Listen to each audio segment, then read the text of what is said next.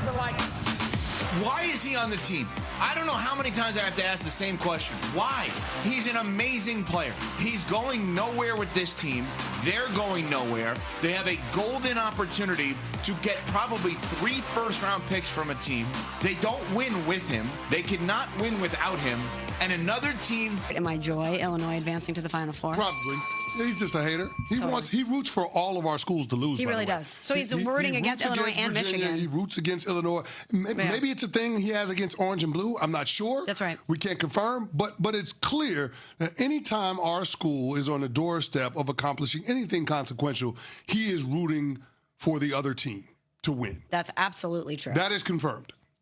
And he's not here today. Yeah. What a shock. Yeah.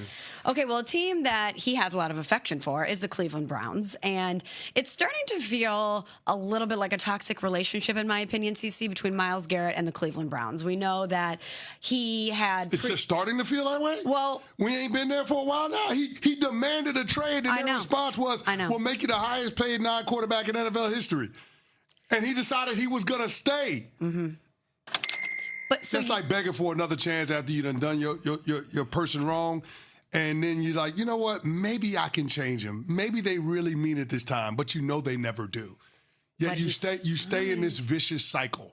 You stay in what is an abusive relationship. That's Myles Garrett with the Cleveland Browns, because they have absolutely abused one of the best talents that we've seen in the NFL over the last decade. Myles Garrett has played in a grand total of, 3 playoff games? And he's in the conversation, or he will end his career in the conversation for the greatest defensive player who have ever lived. Exactly. That's where we're at. Yep. That's what we're talking about with the Cleveland Browns. It is the height of dysfunction when you talk about a franchise, and of course, this relationship is dysfunctional as well. It really is. We've been going back and forth between Myles Garrett and the Browns. As you said, CC, he requested a trade a year ago, but then they were like, wait a minute, we've got some cash for you. He signed a 4-year, $160 million deal with the Browns last March. They were bad again this past year, going 5-12. He was awesome again this year. Defensive Player of the Year, single-season sack record holder. But we got that news that the Browns and Myles Garrett had agreed to that modified language in his contract, and we know that that makes it easier for Garrett and the Browns to eventually divorce. So we were wondering, could he be on the move? Well, their GM, Andrew Berry, was asked about this. Is Myles Garrett going to be traded? Here's what he had to say. Myles is a career Brown. He is one of the faces of our organization. I think we've been very clear, both past and present, in terms of our feelings on that stuff. I understand all the questions. I'll be honest, I don't really want to waste a ton more breath on the topic. Okay, that's Andrew Berry from the league meeting in Arizona. CC, you buying it? When he says that Myles Garrett is a career Brown, do you buy it? Yeah, I do. That, from his purview, he's a career Brown, because guess what? Myles Garrett is a damn good football player, and let's not forget how everything went down in Cleveland this offseason with the power struggle between Kevin Stefanski and Andrew Berry. And it really started last draft when Stefanski took Dylan Gabriel in the 3rd round to be his guy, and Andrew Berry, the general manager, took Shedeur Sanders in the 5th round to be his guy. Shedeur showed better of the 2 rookie quarterbacks, and I don't think it's a coincidence that the other guy in Dylan Gabriel, the advocate that he had in the organization, Kevin Stefanski, is no longer there. So from the outside looking in, it's clear to me that Andrew Berry has to win games to justify his job security, and Myles Garrett goes a long ways to helping you do that. There's no sense in trading Myles Garrett and getting a whole bunch of draft picks for the next general manager. If you're Andrew Berry, you're trying to do everything that you can in order to position yourself to be more competitive than you have been in the previous year. So I actually believe Andrew Berry, what he said at the owners' meetings, that he has no intention of trading Myles Garrett this offseason. That's a really good point. He is in win-now mode. Yeah. And you're not going to be in a better position to win games if you remove the best player from your football team. Yeah. We got Myles Garrett, and we got 2 first-round draft picks. I'm going to find players that can help our team win now.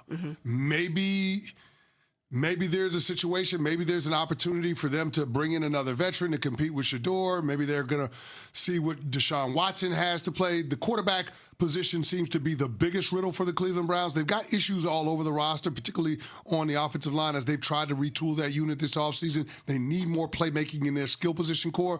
But it's going to come down to whether or not the Cleveland Browns can get their offense jump-started. And a big part of that is going to be getting the best out of your quarterback room. And I don't know what the solution is to that end, if it's going to be Shedeur Sanders or if it's going to be a wild card. Well, Andrew Berry, Brown's GM, was also asked about adding another quarterback to his room, to that room when he was at the league meeting in Arizona. Here's what he had to say about that prospect.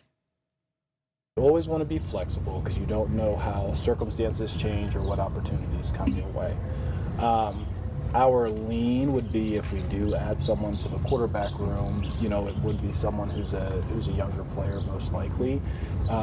But I can't state that definitively because I don't know what the next couple of weeks will hold. Anyone that we bring in at any spot on the roster, our thought is that they are competing. They're competing to play. They have something that we like in their skill set, and our expectation would be for them to work harder. So clearly he is looking to add some competition to that quarterback room with Dillon Gabriel, Shedeur Sanders, and perhaps Deshaun Watson. Did he say that he would lean younger? I was just going to say, you said maybe a veteran guy in the mix there, but Andrew Berry saying that it's wholly realistic and that they might lean younger. So are they a sneaky Ty Simpson team? Perhaps. You wouldn't think, but they do have 2 first-round draft picks, and there are a lot of people, including our very own Dan Orlovsky, that have a high opinion of Ty Simpson. Right. Dan thinks that Ty is quarterback number 1 in this draft over Francisco Mendoza. Do the Cleveland Browns brass and Andrew Berry in particular share that belief? And if so, is that the direction that they decide they're going to lean to? Because everything that they've done this offseason seems like they're laying the groundwork to make the offense user-friendly for a young quarterback. When you go out in free agency and you get Zion Johnson, when you trade for Titus Howard, when you add Elton Jenkins from the Green Bay Packers, you are fortifying the offensive line in order to help your young quarterback. Now, we all assumed that was Dillon Gabriel and or Shedeur Sanders. Could there be a young quarterback behind door number 3? I think that remains to be seen, and that's what's going to make what happens in the draft late April fascinating as far as the Cleveland Browns are concerned. So I am all for them adding competition to that room because you need to figure that riddle out if you want to keep your jobs and if you want to win games. Also, Andrew Berry also needs to win games because if they don't, if it's another lost season for Myles Garrett, I mean, you just got more problems if you do end up keeping your job.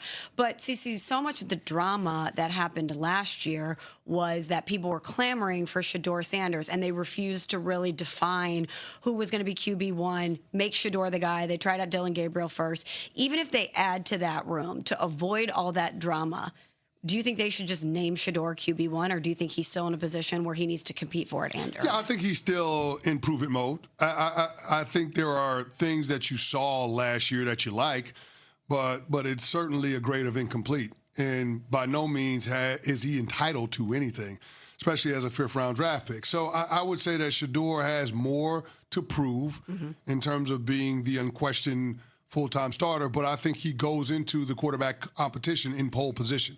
I think he's earned that this offseason. Now, we'll see how Deshaun Watson factors in. We'll see what they think of Dillon Gabriel. We'll see if they add a quarterback early in the draft. There are a lot of unknowns as far as Cleveland's plans at the quarterback position, but make no mistake about it, their inability to stabilize that position is what has led to them being so inconsistent. And until they figure that out, that franchise has no hope of being competitive in the AFC North or being competitive in the conference overall. Death, taxes, and the Browns trying to figure out their quarterback situation. Feels like deja vu. Water is wet. Water is wet. Well,